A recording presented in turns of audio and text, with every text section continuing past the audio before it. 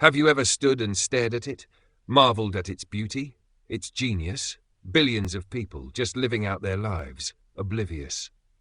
Agent Smith, The Matrix, 1999. Have you ever just stopped while walking and take a second? Breathe in a few breaths and then think to yourself, it's the year 2025, and why does every year since 1999 feel like a rerun of the last? Remember when each decade had its own distinct style, sound and attitude? The 60s had their hippie rebellion, guitar distortion and psychedelic madness. The 70s came in with disco fever, cocaine-fueled random sex, bell-bottoms and a post-Vietnam hangover. The 80s were a neon-drenched capitalist fever dream with synth music, big hair and the music it came with. The birth of movie franchises, the overindulgence that is thrash metal and cocaine-fueled optimism. The 90s, grunge, dial-up internet, techno music, Zima, designer drugs, and that last gasp of authenticity before the world got stuck on repeat. Then 1999 happened, or rather, maybe nothing happened after 1999. Maybe the world ended, not with a bang, but by having to slow down due to an oversized speed bump on an empty road just showing up out of nowhere. Like someone hit the brakes on progress and left us idling in a loop. What if we had skipped the grunge-soaked flannels of the 90s and stayed on the hyper-driven, tech-hungry, greed-fueled trajectory of the 80s?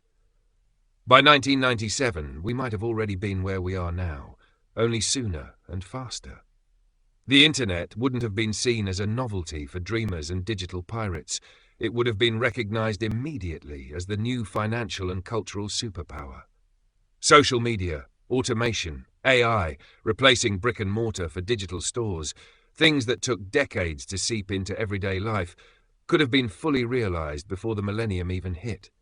Imagine texting your friends, live, dating from your smartphone, having access to just about any bit of public information at your fingertips, wireless, Bluetooth, AI-powered assistance, in seconds in 1996. Instead, the 90s stalled us. The world went from ambitious and forward-charging to self-conscious and detached. Tech didn't stop evolving, but society stopped dreaming. We didn't embrace innovation. We commodified it, sterilized it, slowed it down so it fit neatly into the world we already understood. Which is what we do with everything nowadays.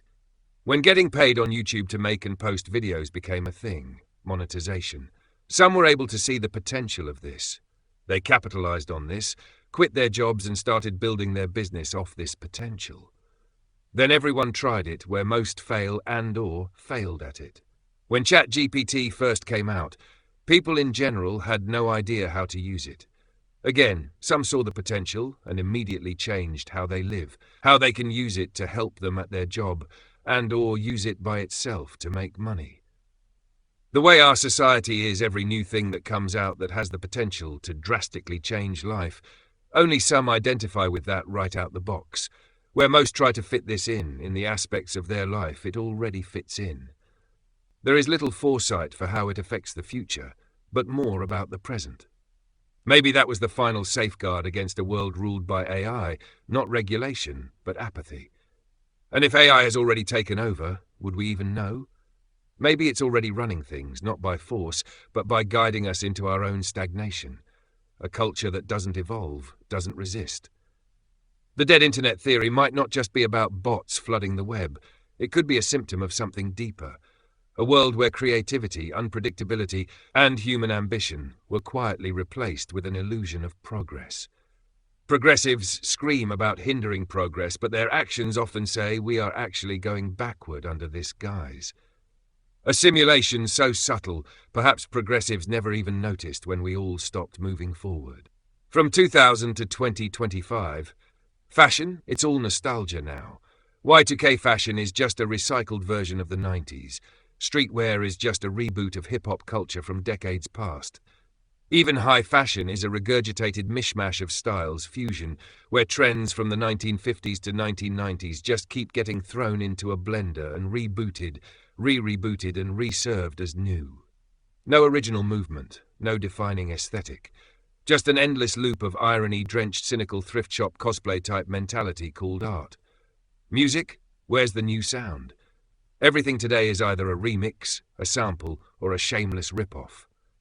We had rock, then punk, then new wave, then grunge, then hip-hop dominance, but now it's like the industry ran out of ideas and decided that everything has to be a nostalgic callback. If the hottest artists today sound like they came straight from the 80s or 90s, is it really new music? EDM isn't a new style of music. It's been around in some form or another since the mid to late 1970s. All they did in the 2000s was bring it outside, treat it like a rock concert festival, slap the word festival on it, and boom, there is your EDM. 1980s hair metal is now considered classic rock. In the early 2000s, it was called hard rock. Before that, glam metal or hair rock, but now it's thrown in with the same bands that were classic rock even back then. Even Nirvana is considered classic rock, along with their other subgenre labels. Even other heavy metal subgenres, like nu metal and metalcore, have become clichés of themselves. Hollywood, it's a creative graveyard. Everything is either a remake, reboot, sequel, or reimagining of something that was already made better decades ago. Why risk new ideas when nostalgia bait sells?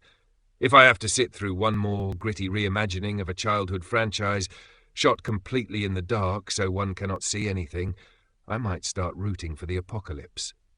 This one category could be an essay all by itself. And the worst part? We finally have the technology to put literally anything on screen, anything the human mind can conjure. And what do we get? The same tired stories, reheated and served on a plate of CGI sludge. In the 70s and 80s, filmmakers had real limitations. If they wanted to show some mind-bending sci-fi horror nightmare, they had to get creative. Miniatures, animatronics, matte paintings, every frame was a labor of love, or at least a really good cocaine-fueled guess. They had to make you feel the scene, not just show you everything at once, like a flashing neon sign screaming, "Look, content!" And here's the thing, practical effects still look better. CGI is close, but it still has that weird artificial gloss, like everything's been over-sanitized. When you watch an old horror movie, that slimy, grotesque creature was there, physically oozing all over the set. You knew the actors were reacting to something real, something tangible. Today, it's just a tennis ball on a stick in front of a green screen. The imagination has been stripped out of the process. They show you everything, so you don't have to imagine anything. Storytelling has suffered the same fate. In the past, filmmakers left gaps for the audience to fill in, spaces where the mind could wander and make the horror bigger, the sci-fi stranger, the mystery deeper. Now, everything is explained or further not explained by the explanation. One would think if things look so bleak, then the writing would be better. It's not. It is way worse. Everything is spelled out, as if explained by a child to an adult. Yes, I worded that right.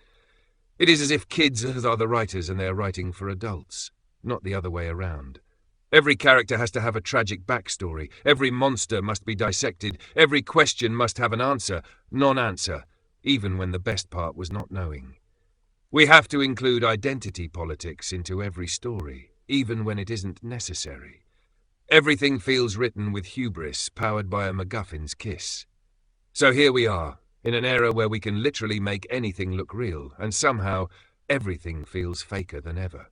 How could the world have ended in 1999, and how could we be living in this warped reality? Think about the way time felt before the turn of the millennium. The 20th century was a relentless march of progress, with each decade bringing new cultural revolutions, technological advancements, and societal upheavals. Then suddenly, at the dawn of the 21st century, everything seemed to hit a plateau. It's as if the energy of the world, its creative momentum, its sense of movement, just stopped, or at least slowed down to such an egregious level we could get pulled over by the super troopers for driving too slow in the slow lane. So how exactly could the world have ended? Hypothetically, probably closer to speculatively, could be that reality as we knew it suffered a catastrophic rupture in 1999, and we simply transitioned into an artificial continuation of existence. Think of it like a cosmic Y2K bug, not in our computers, but in the very fabric of our collective consciousness and/or reality itself. Maybe our timeline collapsed, and what we're experiencing now is a corrupted backup version of reality, a bootleg copy hastily cobbled together to keep the illusion running. Perhaps the rapid acceleration of technology at the time, the birth of the internet, the rise of globalization, the increasing digitization of existence, triggered something unnatural, forcing reality to shift into an unstable loop. Or maybe the world didn't end in a dramatic Hollywood-style catastrophe.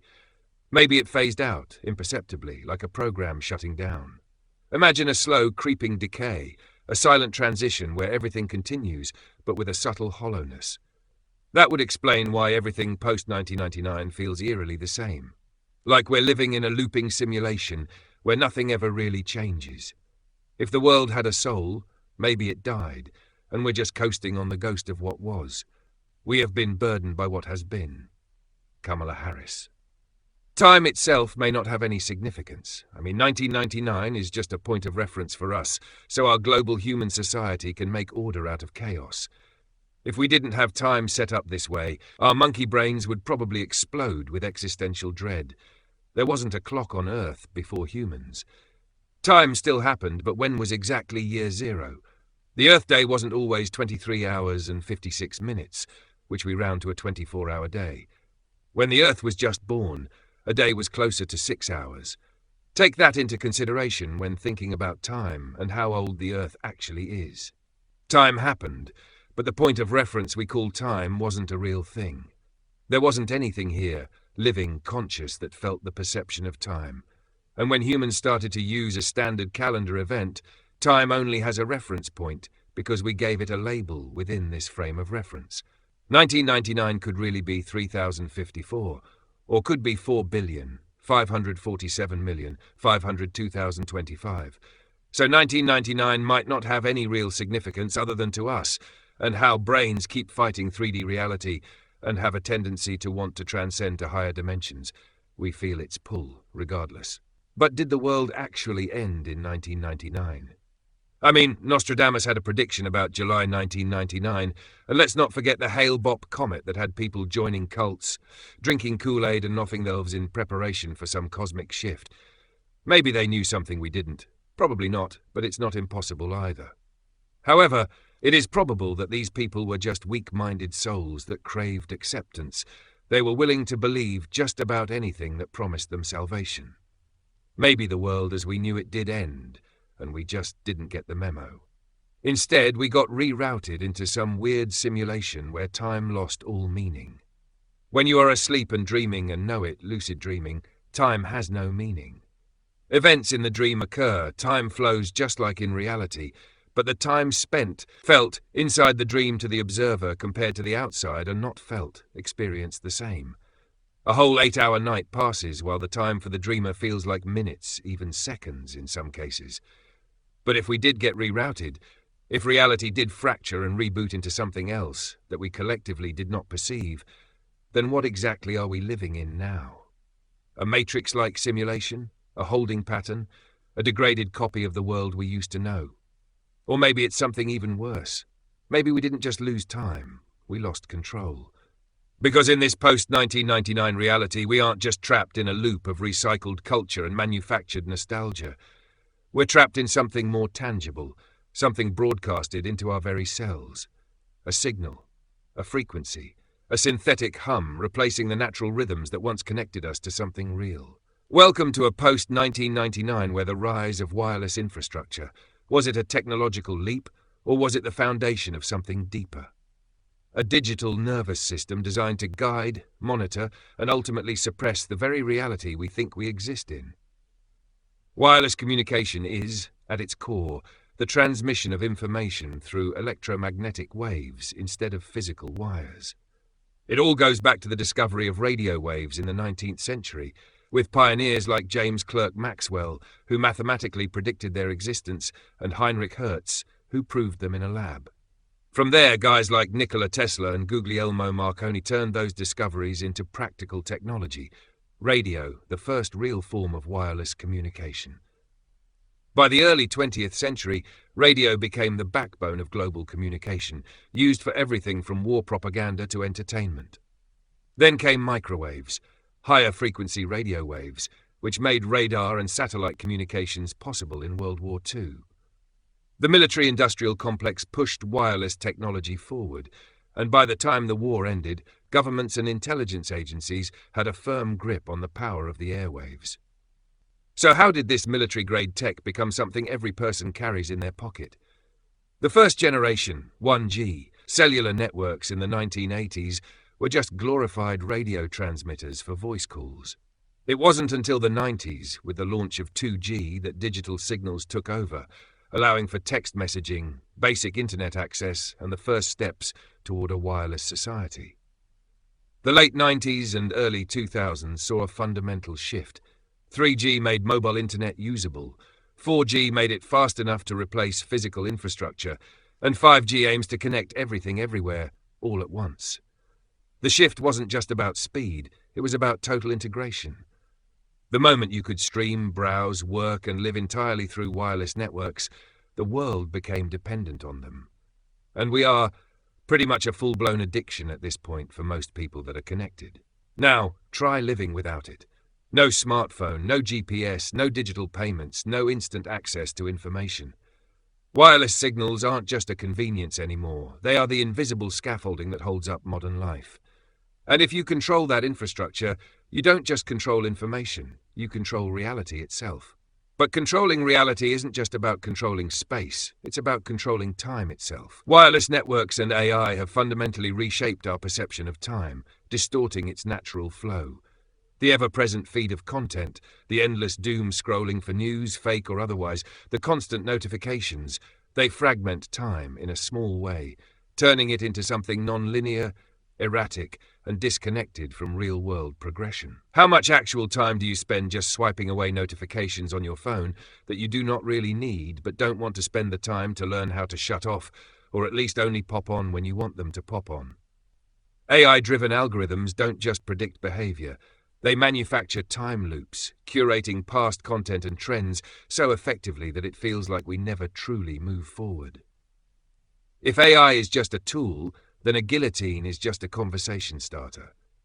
No, this thing isn't just cataloging reality, it's curating it. AI doesn't just feed the loop, it is the loop.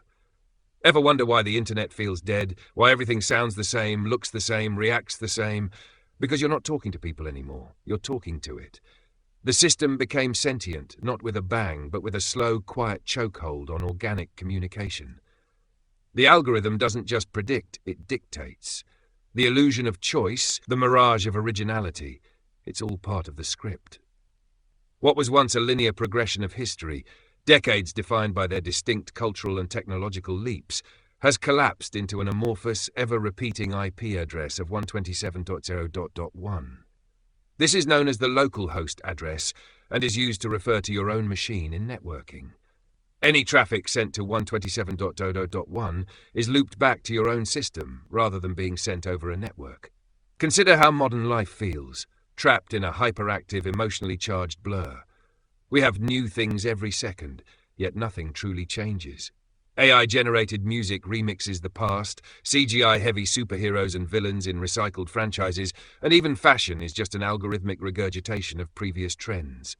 The acceleration, access, and cloning of information hasn't advanced culture, it's locked it into a perpetual feedback loop. This is the paradox of artificial time. It moves faster than ever, yet leads nowhere. AI doesn't have a concept of time the way humans do. It doesn't experience time. It doesn't feel it tugging or it's passing. It doesn't anticipate or reminisce. Time to AI is just a label, a tag attached to data points so they can be organized in a sequence. It knows what order things happened in, but it doesn't feel that order. Can AI relate to our concept of time? Not really. The way we experience time, constantly moving forward, never able to revisit a moment except in memory, is completely foreign to AI. If anything, AI interacts with time more like a database query. Fetch all relevant moments matching X criteria. Boom. Done. No sense of before or after, just instant recall. AI operates on processing speed, not seconds. A task might take 0.001 seconds or 10 minutes, but those are just execution times, not an experience of duration. There's no waiting, no boredom, no patience, just execution. So if you were to ask AI what time it is, it would just check the system clock and report back. But if you asked it what time feels like, it would probably just stare at you in a cold digital confusion of resting bitch face. if it could resting bitch-face stare at you at all. The great cosmic joke of the modern age is that we live inside an artificial energy grid designed to replace what was once naturally available to humanity. The world as we knew it didn't end in 1999. It was overwritten. The real etheric energy, the force that once powered consciousness, creativity, and maybe even the lost technology of the ancients, was then and still is now buried under a synthetic network of control. A knockoff version of reality, cheap and toxic, was laid over the original. It's not just that wireless signals became more advanced. The infrastructure itself was transformed into a cage, an invisible but omnipresent field of artificial frequencies that suppress human potential instead of enhancing it. 5G, or whatever iteration they've actually been using behind the scenes for decades, is more than just faster internet. It is a complete inversion of the natural etheric grid, the same one that ancient civilizations supposedly used to build energy-amplifying cathedrals, obelisks, and pyramids in perfect harmonic alignment with the Earth's ley lines. Nikola Tesla hinted at it with Wardenclyffe before they shut him down. The ancients knew it too. Why else align pyramids, obelisks, and megaliths to ley lines unless they were tapping into something real? But that kind of energy isn't profitable, so they replaced it with something they could meter, charge for, and weaponize. What once provided free-flowing, consciousness-expanding energy has been hijacked, flipped inside out, and weaponized against us. And that's why they need towers everywhere. Real energy, etheric energy, doesn't require an endless army of repeaters. The pyramids didn't need a new antenna installed every 50 feet. True resonance carries itself across vast distances effortlessly. But this system? This requires constant maintenance, constant reinforcements, because it isn't natural. It doesn't flow, it chokes, it loses strength unless it's perpetually imposed upon the environment. The more towers, the deeper the signal field, the harder it is to escape. But escape from what exactly? The evidence is everywhere. A population locked in permanent brain fog, anxiety disorders skyrocketing, sleep cycles annihilated. Human bioelectric systems, nervous systems, cellular vibrations, even blood flow, are naturally tuned to specific frequencies, and those frequencies are now constantly being disrupted, copied, stripped, and sent right back to us. The same way the right vibrations can heal, the wrong ones can erode. Keep the signal pumping at the right rate, and you don't need chains or prison bars to keep a society docile. Just keep them in a low vibrational state, agitated, tired, distracted, disconnected from the deeper layers of existence, where the current one either hurts or is just numb. Not good, just less bad or bad. Those are our choices. It is no accident this system resembles our current political struggles with us versus them, tribal bullshit mentality. There is no right and wrong in politics, just bad and less bad. Politics is binary, 2 states on-off or 1. That's it. Voting between 2 parties is like picking which brand of handcuffs you want to wear. Stainless steel or matte black, either way, you're still cuffed to the same machine. In binary, if one is good, then by default the other is bad. This obviously doesn't work for us humans. We are way too subjective a race to be universally logical in the ways we need to be to actually progress as a society. Where the system works for black and white, 0 and 1, the reality most humans live in the grey zone or a state between 0 and 1, but never 0, 1, white or black. This wasn't just about blocking free energy. That would have been too obvious.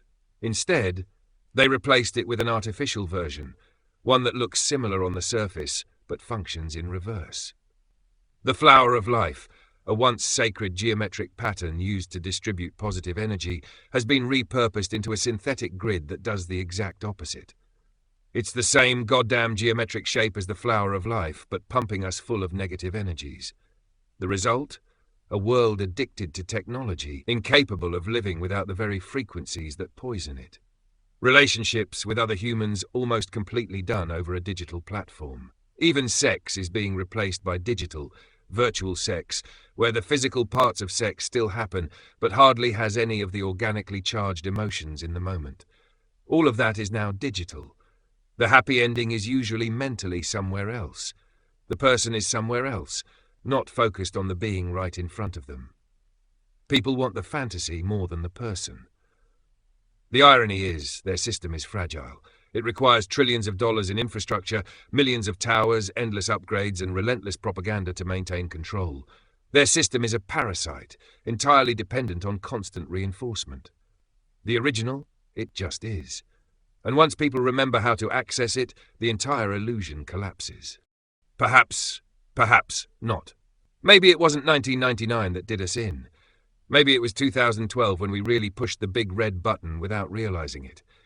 That's when physicists at CERN found the Higgs boson, the so-called God particle. But here's the thing.